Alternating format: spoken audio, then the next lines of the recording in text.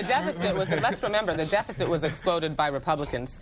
President Bush inherited a record surplus and turned it into a record deficit. So 2 wars unpaid for, a prescription drug plan unpaid for, tax cuts unpaid for. So the deficit that we found ourselves in was thanks to the Republicans. Is it addressable?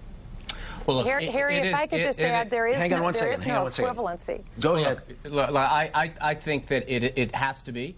And I think that there is a lot of room for bipartisan work. I mean, Time Magazine, without much sweat, came up with $100 billion of corporate welfare that they identified. I think we can find cuts.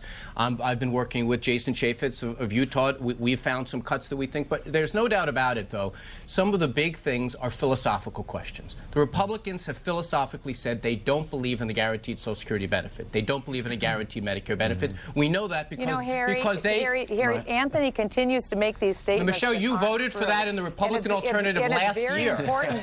It's very important to remember. Have you met these young guns, Michelle? All right, hang on one second. That's Paul Ryan's proposal. Finish your thought, Michelle.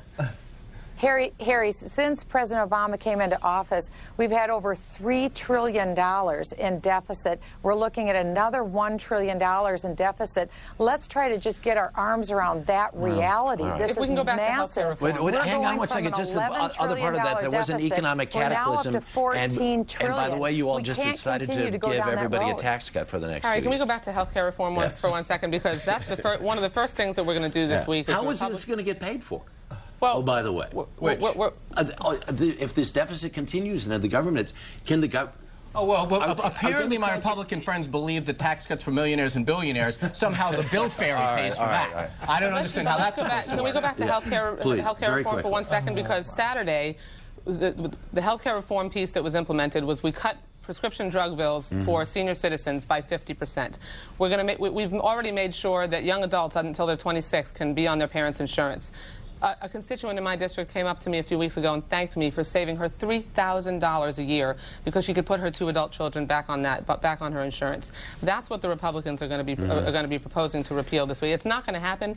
If it's about jobs in the economy and reducing the deficit, wasting time and money and adding to the deficit by repealing health care reform or on the attempt is irresponsible. Hang on, Michelle. Hang on. I want to get Mike back in here 1 second. Mike, you've already taken a look at this. You're not going to take the government-sponsored health care program that is available to members of Congress, right? No, I'm not. I've always paid for my own health care. I mean, I come from the private sector, okay. I've been, in my whole life, I've been responsible for everything that I do. And I think we have these conversations, and I think this absolutely goes back to the Middle Ages. We're worrying about how many angels we can fit in the head of a pin.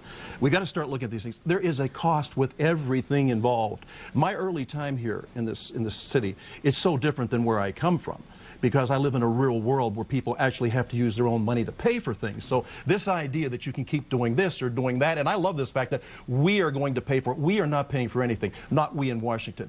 The people, the American taxpayer pays for everything, and that's what bothers me. There's such a disconnect between this town and the rest of the world. This real world stuff is going to get old really fast. This is now your job. This is a serious business here. This is a serious business here trying to figure out how you solve big problems. Yes, it's true. Social Security does have to be paid for. Medicare does have to be paid for. But this idea like the real world, I don't know, these are tough problems. Very amusing. You have never, in your life, you have never done anything on your own with your own skin in the game. And I got to tell you something. While I respect the fact that you're an elected congressman, I do not respect the fact that you... I am. We are. Yeah, well, we are. I get part of this on the 5th. I'll become part of it on the 5th. But I want to tell you something.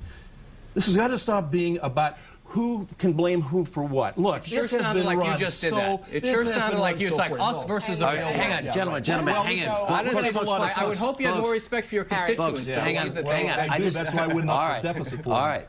Mike has to go beyond. It's time to go beyond rhetoric. Harry, going beyond campaign slogans, which is all I've heard today from Mr. Kelly, and is all Ms. Bachmann really ever engages in.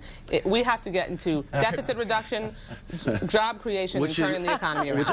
That's their measuring stick. All right, that's their yardstick. Michele Bachmann, very, very quickly.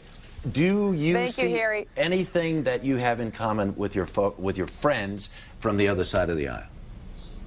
I would say if they want to engage in deficit reduction, that's exactly what we want to engage in, is deficit reduction. But it's so interesting, Harry. For 2 years, these were big, wild party down spenders, and now they're interested in deficit reduction. That's what we'll do, because I'm similar to Mike Kelly. My husband and I also started our own business. We also live in the real world. The real world is where America lives. It's not the bubble in Washington, D.C., where they engage in fantasy. Hang on, and what you'll see happen is Congresswoman Wasserman Schultz the last word. Thank Go you. ahead, very quickly. We went from bleeding 750,000 jobs a month before President Obama took office to last year adding over 1 million more jobs created in last year than the entire Bush presidency alone. We need to continue that progress. We need to hold the Republicans' feet to the fire, and we will. And if the last 15 minutes were any indication, it will be a very Happy New Year. Happy New Year. Thank you all very, very much. Look forward to working with you. Oh, that's what we want to say. All right. Thank you all very much.